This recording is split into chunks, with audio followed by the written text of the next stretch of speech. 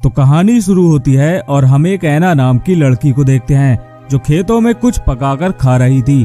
तभी वहाँ पर एक जोसेफ नाम का आदमी आता है और वो ऐना से कहता है कि पुलिस मेरे पीछे पड़ी है, तो तुम मुझे कहीं पर छुपा लो। इसके बाद ऐना उसे अपने कपड़ों के अंदर छुपा लेती है, मगर पुलिस जब वहाँ से चली जाती है तो वो देखती है कि जोसेफ एक नंबर का ठरकी आदमी है। वो ऐना के कपड़ों के अंदर कुछ अजीब हरकतें कर रहा था।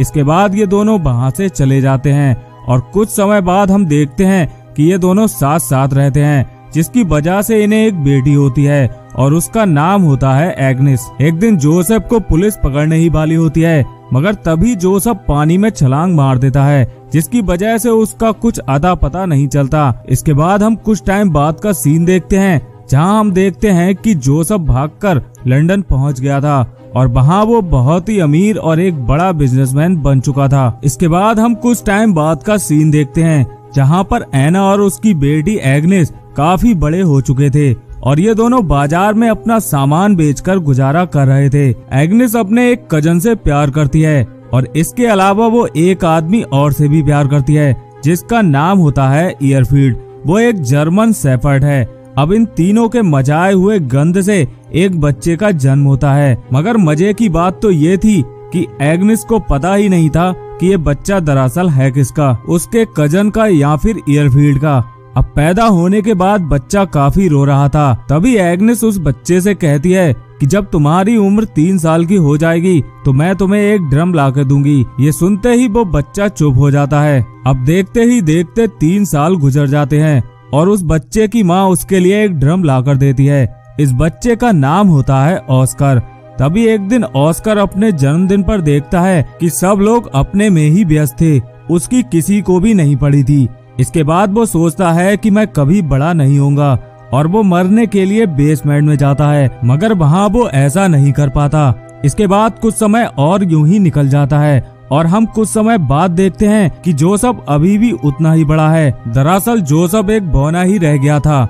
वो उस ड्रम को हमेशा अपने पास रखता है और जो भी उस ड्रम को छीनने की कोशिश करता है तो जोसेफ बहुत जोर से चिल्लाकर आसपास के सभी कांच को तोड़ देता है। दरअसल जोसेफ के अंदर एक अजीब तरह की पावर आ गई थी। इसके बाद हम जोसेफ को स्कूल में देखते हैं, जहाँ पर वो ड्रम और जोसेफ की उम्र बिल्कुल वैसी ही थी। जो भी उसके ड्रम को छीनने की कोशिश करता तो जोसेफ जोर से चिल्लाकर कांच को तोड़ देता। यहाँ पर डॉक्टर भी काफी हैरान थे कि आखिर जोसेफ ये सब कैसे कर लेता है, मगर एग्नेस तो बस ये जानना चाहती थी कि आखिर जोसेफ बड़ा क्यों नहीं हो रहा। एक दिन एग्नेस बाजार में कुछ सामान बेचने जा रही होती है तो वो जोसेफ को एक दुकानदार के पास छोड़ जाती है, मगर तभी हम देखते हैं कि एग्नेस बाजार में सामान बेचने नहीं बल्कि अपने कजन से मिलने गई है। इस बात का पता एक दिन जोसेफ को चल जाता है। इसके बाद हम कुछ टाइम बाद का सीन देखते हैं, जहाँ पर जोसेफ और उसकी माँ एग्नेस एक सर्कस में आए हुए थे। वहाँ पर कुछ बौने लोग परफॉर्म कर रहे थे।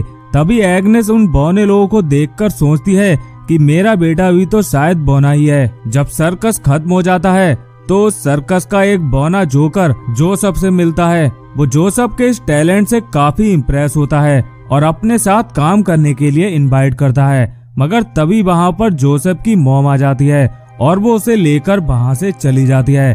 अब कुछ टाइम बाद हम देखते हैं कि एग्नेस जिस दुकानदार के पास जोसेफ को छोड़कर जाया करती थी, वो दुकानदार एग्नेस से प्यार करता है, मगर एग्नेस उसे ऐसा करने से मना करती है और वहाँ से चली जाती है। अब कुछ टाइम बाद हम देखते हैं कि एग्नेस फिर से प्रेग्नेंट है और वो बच्चा उसके कजन का है, मगर उसके हस्बैंड ईयरफील्ड को इस बात से कोई भी फर्क नहीं पड़ता। वो तो बस ये चाहता था कि एग्नेस हमेशा खुश रहे, मगर जब से जोसेफ का जन्म हुआ है तब से एग्नेस को कोई भी खुशी नहीं मिली और इसी टेंशन में एक दिन एग्नेस की मौत हो जाती है। अब इसके बाद हम कुछ साल बाद का सीन देखते हैं, जहाँ पर जोसेफ अपना ड्रम ठीक कराने अपनी मॉम के कजन के साथ आता है। ये वो दौर चल रहा था जब वर्ल्ड वॉर 2 का टाइम था। तभी वहाँ पर बमबारी शुरू हो जाती है, जिसमें उसकी मॉम के कजन की मौत हो जाती है, मगर जोसेफ वहाँ से बच जाता है। अब कुछ दिनों बाद हम देखते हैं कि ईयरफील्ड अपने घर के कामों के लिए एक लड़की को हायर करता है, जिसका नाम मारिया है। वो घर के कामों के अलावा जोसेफ का भी ख्याल रखती थी। अब काफी टाइम ऐसे ही गुजर जाता है तभी हम देखते हैं कि जोसेफ मारिया से प्यार करने लगा था। एक दिन एयरफील्ड काम के लिए गया हुआ था, तब जोसेफ और मारिया मिलकर बिस्तर में कुछ कर रहे थे। इस बात से मारिया को कोई फर्क नहीं पड़ता था कि जोसेफ बौना है। अब एक दिन जोसेफ को पता चलता है कि मारिया उसके डैड एयरफील्ड से प्यार करती है, मगर एयरफील्ड सिर्फ मारिया का इस्तेमाल कर रहा था। इस बात का पता जब मारिया को चलता है तो वो काफी रोने लगती है। इसके बाद जोसेफ मारिया के पास जाता है और उसे संभालने की कोशिश करता है, मगर मारिया जोसेफ को लात मारकर वहाँ से भगा देती है। अब कुछ दिनों बाद हम देखते हैं कि मारिया प्रेग्नेंट है, मगर जोसेफ उसे ऐसा देखकर बिल्कुल भी खुश नहीं था। वो उस बच्चे को मारने की कोशिश करता है, मगर मारिया उसे ऐसा नहीं करने देती। अब इस बच्चे का जन्म होता है तो इस बच्चे को पाकर सब लोग काफी खुश होते हैं, मगर जोसेफ इस बात से बिल्कुल भी खुश नहीं था। अगले दिन हम उसी बौने को देखते हैं जिसे हमने सर्कस में देखा था। वो जोसेफ से मिलकर काफी खुश होता है और जोसेफ को एक बार फिर से अपनी टीम में इनवाइट करने का ऑफर देता है। इस बात को जोसेफ मान जाता है और ये सभी लोग फ्रांस में लोगों को एंटरटेन करने लगते हैं। इसके बाद हम देखते हैं कि जोसेफ को अपनी ही टीम की एक मेंबर से प्यार हो जाता है। अब जोसेफ अपने बौने दोस्तों के साथ काफी खुश था, उसे ये जिंदगी बहुत पसंद आ रही थी।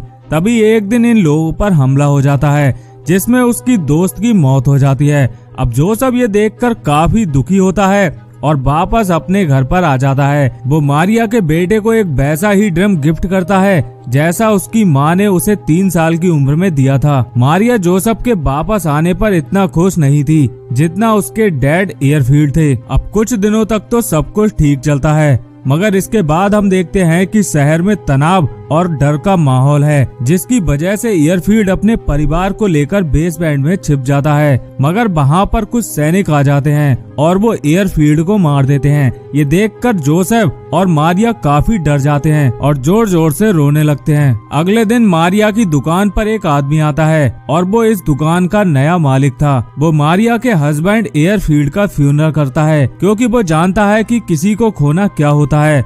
उसने भी अपने परिवार को खोया है। इसके बाद जोसेफ सोचता है कि मेरा इस दुनिया में एयरफील्ड के अलावा कोई भी नहीं था, और वो उसी के साथ अपने उस ड्रम को दफना देता है और वो डिसाइड करता है कि वो फिर से बड़ा होगा। तभी हम देखते हैं कि एक पत्थर जोसेफ को आकर लगता है। तभी वहाँ पर बैठा एक आदमी कहता है कि जोसेफ अब बड़ा होने लगा है। अब कहानी के अंत में हम देखते हैं कि सभी लोग इस शहर को छोड़कर जा रहे थे, इनमें जोसेफ भी शामिल था। तभी यहाँ पर हमें ये पता चलता है कि जोसेफ की चिल्लाने की जो शक्ति उसके पास थी वो उसे अब खो चुका है। और इसी के साथ खेतों को दिखाते हुए ये कहानी यहीं पर खत्म हो जाती है।